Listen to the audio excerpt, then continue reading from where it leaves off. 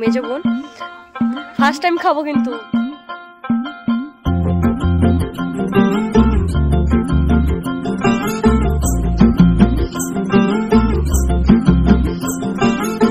किसके दो पंख लेके उड़ा चला जाए रे, जहाँ नहीं जाना था ये वही चला हाय रे, उम्र का ये ताना बाना समझ।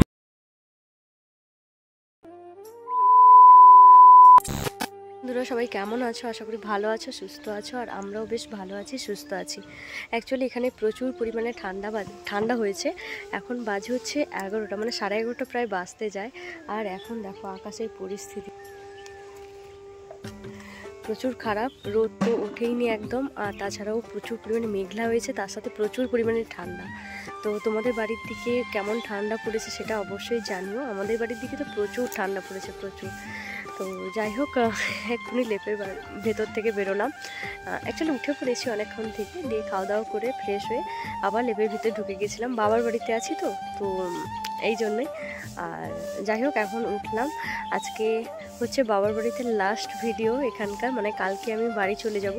তো স্বাভাবিকভাবে একটু কালকে বোন আর আমি সবাই বাড়ি চলে যাব, ওই জন্যই আজকে ভাই বাজার থেকে নিয়ে এসছে হচ্ছে চিকেন। তো আজকে বাড়িতে হচ্ছে চিকেন রান্না হবে। তো আজকে রান্নাটা করবে হচ্ছে আমার মেজো বোন। ফার্স্ট টাইম খাবো কিন্তু না, কই তোর হাতে তো চিকেন রান্না খাইনি, কই ছিলাম না। তো যাই হোক, ওর হাতে আজকে ফার্স্ট টাইম খাবো। অবশ্যই তোমাদেরকে জানাবো যে কেমন রান্না করেছে বা কিছু। আগে একদম রান্না করতে জানতো না। তো যাই হোক, শ্বশুরবাড়িতে গিয়ে কিছু রান্নাবান্না শিখেছে এখন। যাই হোক, চলো সবটাই তোমাদের সাথে শেয়ার করবো। আজকের ভিডিওটা তোমরা দেখতে থাকো, আই হোপ তোমাদের ভালো লাগবে দেখতে। তো চলো, আমার বোনও এখন রান্না করতে বসে পড়েছে। আর আমাদের এখানে রান্নাঘর না, আমরা আসলে একটু ফিস্ট করছি, ওই জন্য এখানে বসছি। তো যাই হোক, ওর হাতে আজকে স্পেশাল চিকেন রান্না খাবো। দেখা যাক ও কেমন রান্না করে বা কী ব্যাপার। তো চলো, এখন কি হচ্ছে রান্না প্রস্তুতি, চলো তোমাদেরকে দেখাই। দেখো বন্ধুরা, এখন এই যে আলু ভাজা হয়ে গেছে, আর এদিকে মশলা কষানো চলছে। তো ফোড়ন দিয়ে, মানে জিরে আর শুকনো লঙ্কা ফোড়ন দিয়ে, পেঁয়াজ আর টমেটো দিয়ে মশলাটাকে খুব ভালো করে কষাচ্ছে। আর হচ্ছে ছোটো বোন গেছে হচ্ছে মশলা বাটতে, আদা রসুনে পেস্ট করার জন্য। আর আমি বসে বসে একটু ভিডিও বানাচ্ছিলাম। তো যাই হোক, এখানে আমরা আজকে 3 জন পিকনিক করছি, আজকে তো লাস্ট দিন, ওই জন্যই। তো তারপরে আজকে অ্যাকচুয়ালি চিকেনটা রান্না করতে গিয়েও একটা ভুল হয়েছে।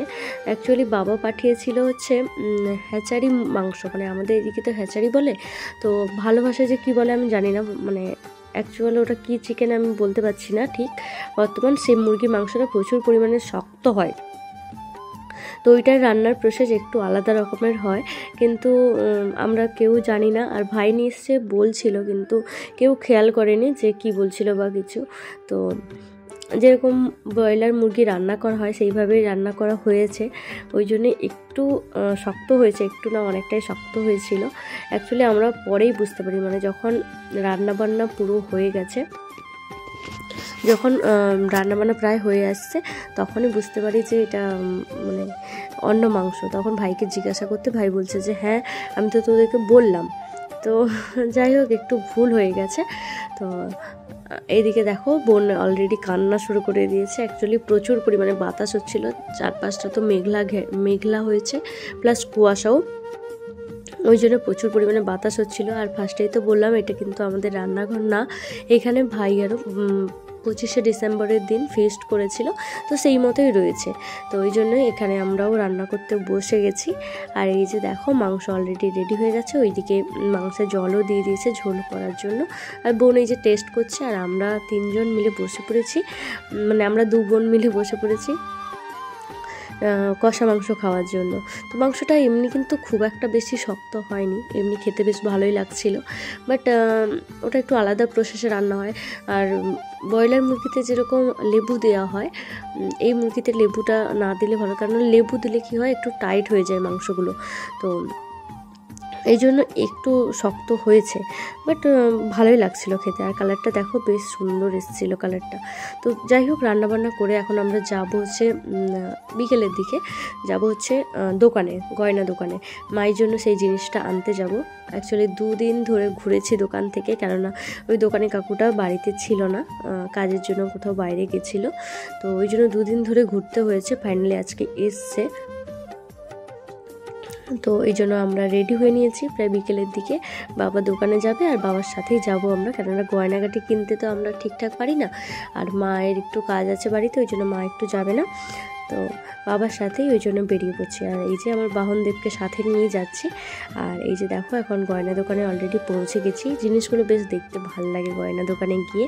তো কী কিনি না কিনি সেটা বাড়ি গিয়ে অবশ্যই তোমাদের সাথে শেয়ার করব। তো ফাইনালি দেখো আমাদের জিনিসটা অলরেডি দিয়ে দিয়েছে, আর সত্যি প্রচুর পরিমাণে খুশি লাগছিল, অনেকটাই খুশি লাগছিল। অ্যাকচুয়ালি আমরা উদ্যোগ নিয়ে আনছি, তাতেই এত খুশি। যখন নিজের ইনকামে টাকা দিয়ে যদি মা বাবাকে কোনো কিছু গিফট করি তাহলে কতটাই না খুশি লাগবে। সত্যি সেই দিনটা কখনো আসবে কিনা জানি না, বাট অবশ্যই চেষ্টা করব। এই যে দেখো এখন নিয়ে এসে মাকে দিতে, মা কত খুশি হয়ে গেছে। মানে এই যে মা বাবার মুখে এই যে হাসি ফোটানো, সত্যি প্রত্যেকটা সন্তানের কাছে যেন মানে খুবই আনন্দের, খুবই আমারও বেশ আনন্দ লাগছিল।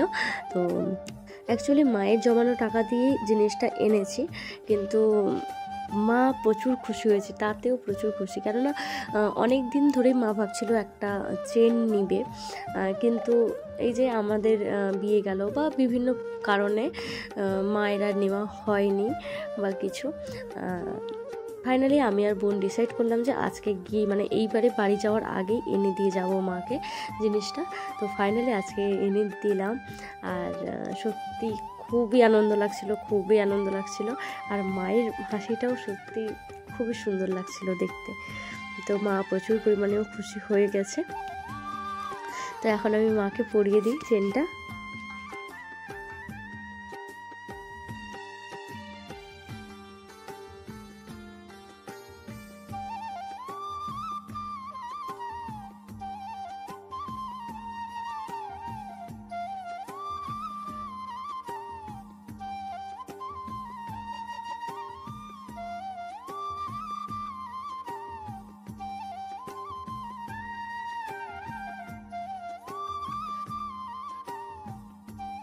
তো চলো বন্ধু, তোমাদেরকে চেনের ডিজাইনটা দেখি। একদম সিম্পল, খুব একটা ডিজাইন না, খুব সিম্পল একদম। তো আর এখন যা সোনার রেট হয়েছে তোমাদেরকে কি বলবো। যাই হোক, একদম সিম্পল ডিজাইনের উপরে মার পছন্দ হয়েছে, আর আমাদেরও খুবই ভালো লাগলো। আর তারপরে এই যে দেখো কিছু জিনিস নিয়ে এসেছি ইমিটেশনের। ওই চোকারটা হচ্ছে আমার মেজো বোনের, আর হচ্ছে কয়েকটা নেল পালিশ নিয়ে এসেছি। কসমেটিকের দোকানে গেছিলাম, তো ওইগুলো একটু পছন্দ হয়েছে, তো ওইগুলোই নিয়ে আসলাম। তারপরে এখন আমাদের ব্যাগ গোছানোর পালা, কেননা কালকে যেতে হবে বাড়ি, মানে শ্বশুর বাড়ি। অনেক দিন তো হয়ে গেল বাবার বাড়িতে এসেছি 2 বোন মিলে, আর অনেক দিন পরে এসে এতদিন থাকলাম বাবার বাড়িতে এসে, সত্যি খুবই ভালো লাগছিল একদিকে। কিন্তু এই যে এই টাইমটা একটু ভালো লাগছিল না, ব্যাগপত্র গোছাতে খুবই মনটা খারাপ লাগছিল। তো মেয়েদের জীবনটা কি অদ্ভুত, তাই না? একটা জায়গায় কীরকম জন্ম হলো, থাকলো সব কিছু, কিন্তু আবার একটা জায়গা থেকে আর একটা জায়গায় যাওয়া আসো, এরকম ব্যাপার। তো যাই হোক, যেতে তো হবে। তো এখন এই যে দেখো জামা কাপড়গুলো সব গুছিয়ে নিচ্ছি একে একে। আর ছোটো বোন সব কিছু রেডি করে রেখেছিল। অ্যাকচুয়ালি বাড়িতে এসে জিনিসপত্র সব এদিক ওদিক ছন্ন বিচ্ছিন্ন হয়েছিল, তো ছোটো বোন সব কিছু রেডি করে একটা জায়গায় গুছিয়ে রেখেছিল, সেগুলো আমি টপ ব্যাগের মধ্যে ঢুকিয়ে নিচ্ছি। আর আমাকে দেখে বুঝতে পারছো যে আমার মনটা প্রচুর পরিমাণে খারাপ লাগছিল।